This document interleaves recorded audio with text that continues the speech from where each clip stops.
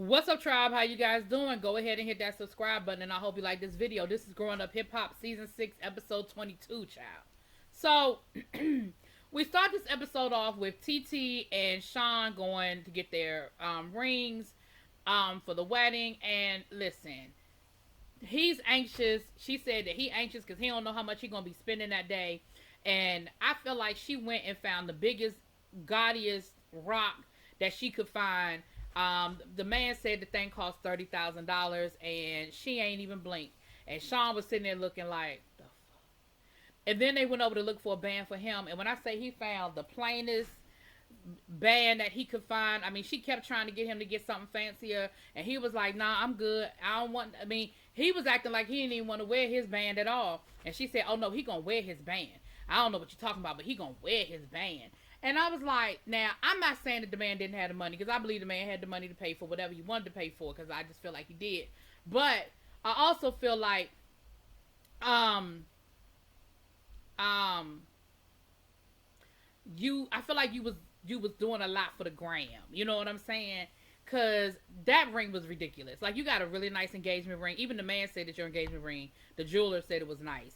But girl, that band was a lot. But okay, TT girl, you don't have no storyline, so I'm gonna let you have that. Okay.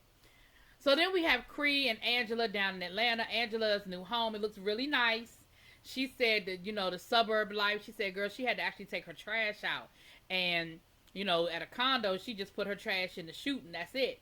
But I'm thinking to myself, but Angela, girl, you grew up in the suburbs. Like, y'all remember Ron's house? They had that nice ass house out in New Jersey. Girl, you might have grew up in the city to a certain point, but you grew, like, that was well into your high school years that your ass was in the suburbs. You know what? Now, maybe you probably didn't have to put the trash out because they had boys, and I'm sure Reverend Run seemed like the kind of dude that's like, that's the boy's job to put the trash out. I get that.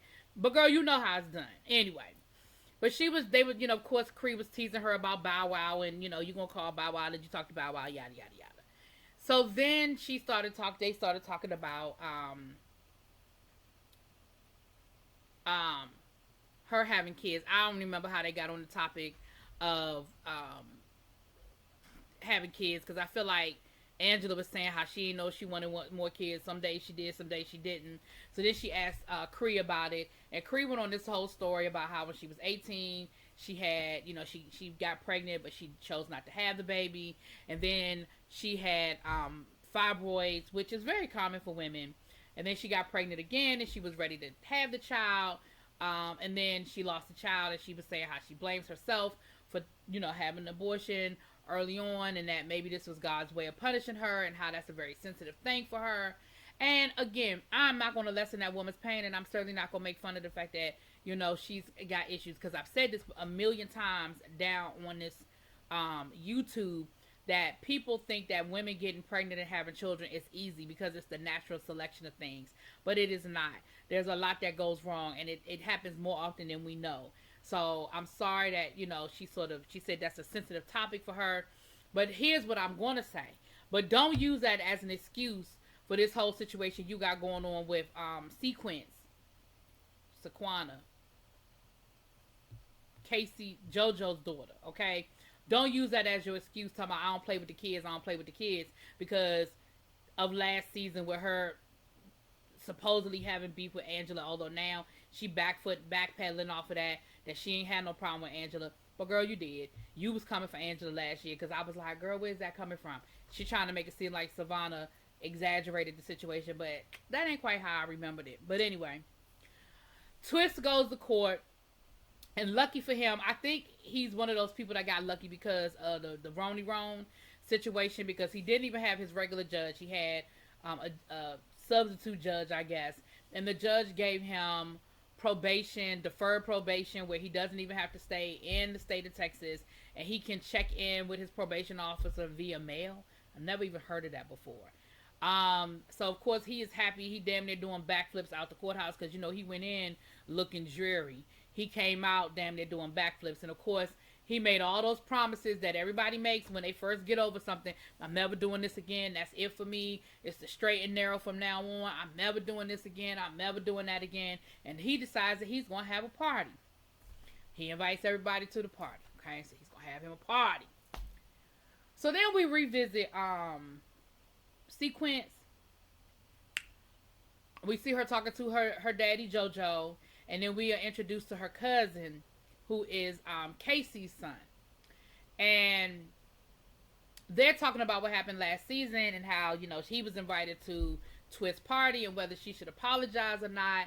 And I was a little disappointed in JoJo saying, well, no, you don't really need to apologize.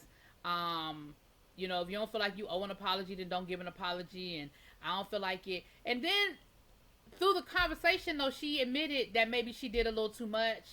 She admitted that maybe she overreacted. So my thing is, well, if you know you overreacted and you know you did a little too much, then you owe somebody a damn apology. Like, I don't understand these people that act like giving an apology is a sign of weakness. It's not a sign of weakness.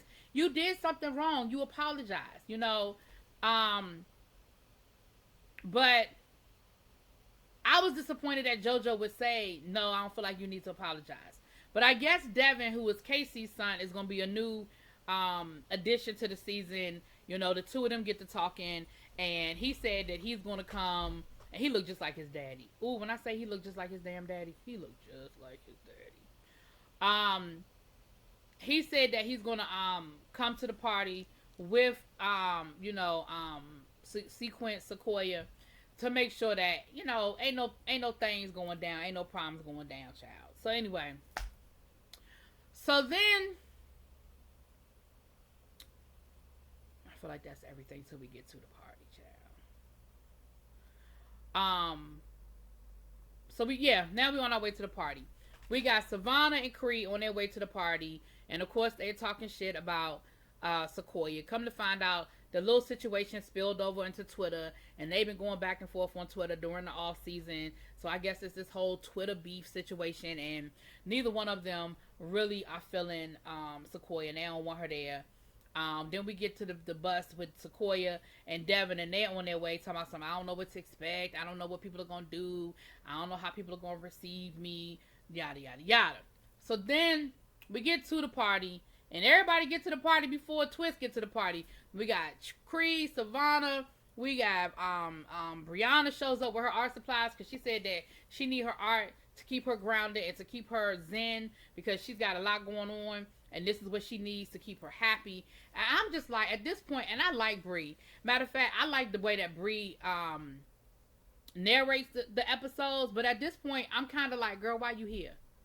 Like, if you're not going to engage with the people and you are not going to, you know, but this is only episode 2. Maybe we got a whole lot going on. And I guess, what's the face isn't on the show anymore.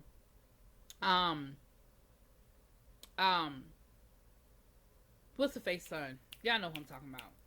I guess he's not on the show anymore. So JoJo shows up with a couple of his boys. His wife is at home with the babies, you know, so but JoJo, y'all know JoJo is a real, you know what. He showed up and was like, listen, I don't care whether Twist here or not, because they were complaining about the flies. JoJo was like, boy, girl, bye.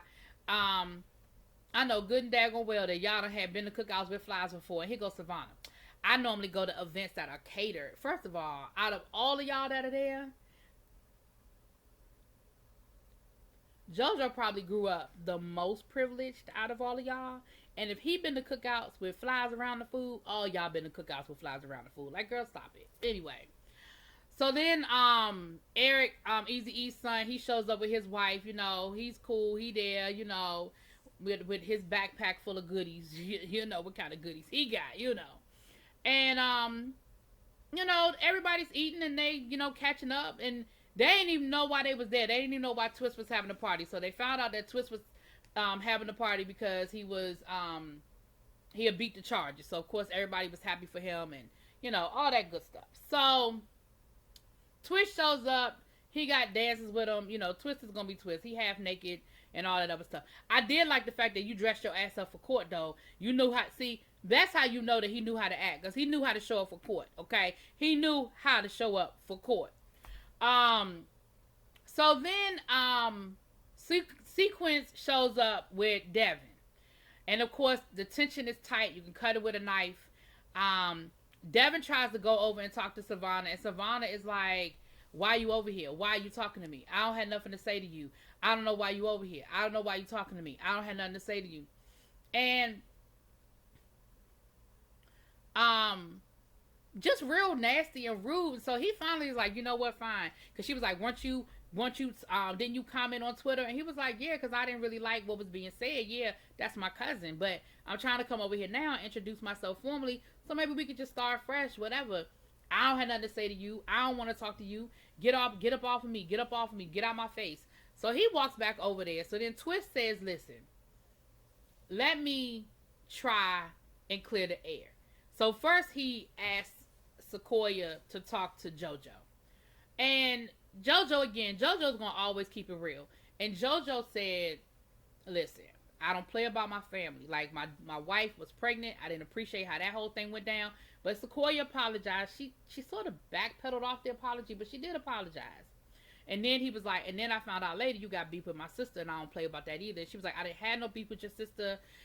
Savannah, she lied. She exaggerated the situation. I didn't say. I just said that she's dated the father of my child, and it might be awkward. But I never said I had beef with her. I don't have no beef with her. I don't have no problems with her. I feel like you adjusted your feelings because I do agree that you was going to try to make that your storyline. I think I even said that last season. But okay, girl. But I can appreciate that you did apologize to JoJo. So JoJo was like, all right, well, we good. Like, if we apologizing, I'm good. We good. So then Twixt says, okay, let's try this again with Savannah.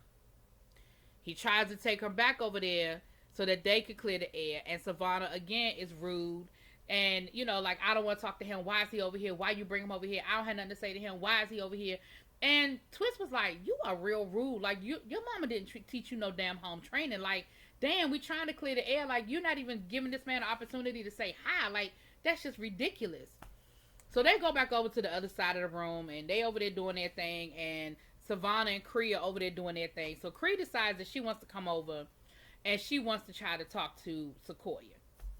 So they get to talking, and I feel like they might have been making some progress. But then here comes Savannah.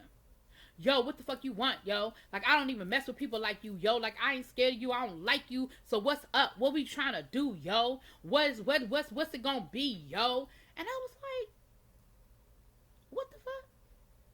And Sequoia was like, girl, what are you, like, what? Like, what? We was over here trying to, what are you doing? So then Savannah says something about you need to take care of your kids. I don't know what she say that for. But baby, she said that.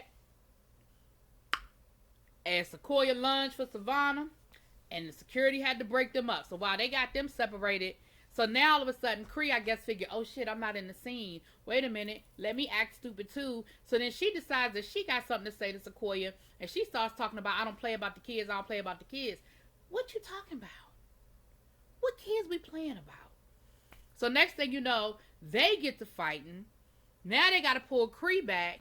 And then that melee, they done knocked over Bree's art. And now Bree mad because she's like, y'all fuck with my art. Now, one thing that Bree has been consistent on this, since she came on this show, at the season 2, she came on this show. She's been consistent about her art, okay? She don't play. Now, she might have a whole lot of other things that people talk about. But when it comes to her art, she don't play about her art now. So then, next thing you know, they got Sequoia over there. They got Savannah over there, baby. Savannah takes a running leap and jumps on Sequoia across security. Baby, they literally had to physically pick Savannah up and carry her ass and put her into the Uber. It was a mess. It was a whole mess. And I feel like it was all because y'all fighting a battle that ain't y'all's. Because y'all mad about some shit that she said or didn't say about Angela. And I promise you, Angela don't give a damn.